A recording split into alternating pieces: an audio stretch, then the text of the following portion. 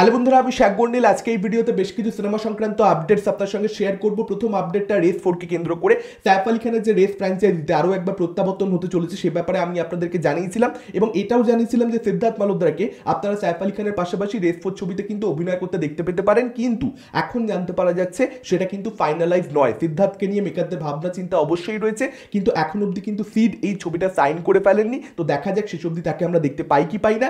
এটাও আপডেট রয়েছে রেস 4 কে কেন্দ্র করে যে হর্ষবর্ধন রানীকে কিন্তু এই ছবিতে কাস্ট করা হচ্ছে একটা নেগেটিভ চরিত্রে। এখানে কিন্তু অ্যান্টাগনিস্ট হিসেবে, মূল অ্যান্টাগনিস্ট হিসেবে আপনারা হর্ষবর্ধন রানীকে দেখতে পেতে পারেন। এরকমটাই আপডেট আসছে। মেকারদের ভাবনা চিন্তায় হর্ষবর্ধন রানী রয়েছেন, তিনিও যে ছবিটা সাইন করে ফেলেছেন এরকম ব্যাপার একেবারেই নয়। শুধুমাত্র স্যাফকে সাইন করিয়ে নেওয়া হয়েছে, বাকি কোনো অভিনেতা বা অভিনেত্রী, ইনফ্যাক্ট ফিমেল লিড যে ক্যারেক্টারগুলো রয়েছে সেই ক্যারেক্টারগুলোর জন্য কিন্তু কোনো অভিনেত্রীকে এখন অবধি সাইন করে ফেলা হয়নি। দেখা যাক শেষ অবধি কি হয় না হয়। এই ছবিতে হর্ষবর্ধন রানী যদি শেষ অবধি থাকে আমি ব্যক্তিগতভাবে খুশি হব, আরো অনেক বেশি খুশি হব যদি তাকে একটা প্রপার ভিলেনের ক্যারেক্টার দেওয়া হয়। সেক্ষেত্রে সে একটা ভালো পারফরমেন্স দেবে, এরকমটা চান্সেস থাকবে এবং সেক্ষেত্রে হতেই পারে তার কেরিয়ারটা রিভাইভড হয়ে গেল এই ছবিটার দ্বারা, যেটা আমরা সিনেমা প্রেমী দর্শকরা কোথাও একটা চাইবো, কারণ সে সেটা ডিজার্ভ করে।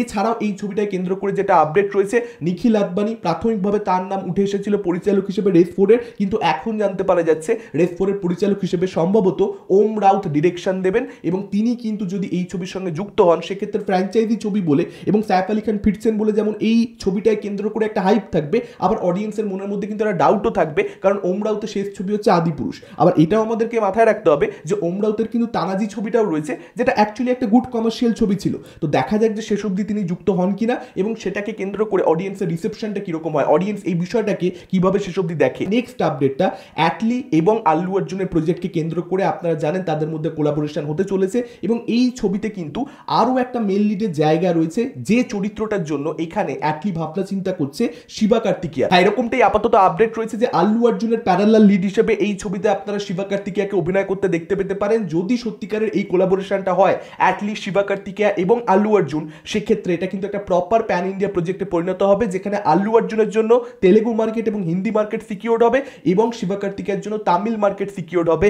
ডেফিনেটলি সেক্ষেত্রে এই ছবিটা একটা বিশাল বড় ছবিতে পরিণত হবে এবং এই ছবিটার বাজেটও যে খুব বড় হবে সেটা কিন্তু আমার বলার অপেক্ষা রাখে না। অ্যাটলির সঙ্গে আল্লু অর্জুনের কোলাবোরেশন মানে সেটা একটা হিউজ বাজেটের ছবি হবে। এখন এটাই দেখবার মতন ব্যাপার হবে যে শিবা কার্তিকেয়া 2 হিরো ফিল্ম করতে চায় কিনা, আল্লু অর্জুন সেটাতে কতটা বেশি সিকিউর থাকে, আল্লু অর্জুনও কি ক্যারিয়ারে এই সময় একটা 2 হিরো ফিল্ম করতে চাইবে, দেখবার মতন ব্যাপার হবে এটা। এর পরবর্তী আপডেটটা জেলার 2 কে কেন্দ্র করে রজনীকান্ত জাস্ট কয়েক সপ্তাহ আগে কুলি শুটিং শেষ করেছে। আপনারা জানেন লোকেশ কানাগরাজের সঙ্গে তার আপকামিং সিনেমা হচ্ছে কুলি, সেই ছবিটা শুটিং শেষ করে যেরকমটা আপডেট ছিল, মিডিয়া রিপোর্ট ছিল, আমি আপনাকে জানিয়েছিলাম যে এই মাসেই জেলার 2 এর শুটিং স্টার্ট করে দেবে রজনীকান্ত। সেটা কিন্তু অবশেষে হয়ে গেছে, আজকে থেকে শুটিং স্টার্ট হয়ে গেছে। মেকাররা কিন্তু নিজেরা এটা অফিসিয়ালি কনফার্মেশন দিয়েছে। আপনারা ভাবুন জাস্ট কয়েক সপ্তাহে কুলি, তার পরবর্তীতে খুব শিগগিরই জেলার 2 এর কাজ, মানে রজনীকান্ত এই বয়সে কিন্তু কাঁপিয়ে যাচ্ছে, একা কাঁপিয়ে যাচ্ছে এবং কমিটমেন্ট কাকে বলে একজন ফিল্ম স্টারের সেটা পরিষ্কার সে দেখিয়ে দিচ্ছে। আশা করবো এই দুটো ছবি কুলি এবং জেলার 2 খুব এন্টারটেনিং কিছু হবে। আমি অ্যাকচুয়ালি এই দুটো ছবি দেখবার জন্যই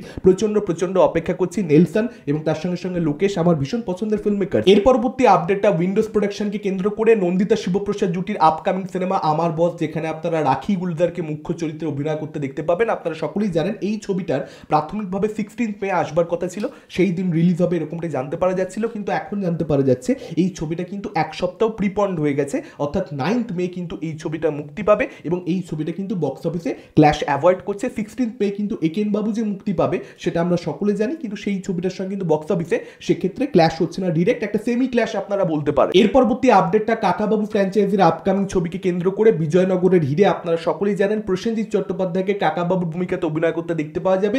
যদিও এবার কিন্তু সৃজিত মুখোপাধ্যায় ডিরেকশন দিচ্ছেন, এবার চন্দ্রাশিস রায় ডিরেকশনের দায়িত্বটা সামলাবেন এবং এই ছবিতে অর্ঘ্য বসু রায়কে দেখতে পাওয়া যাবে সন্তুর ভূমিকাতে।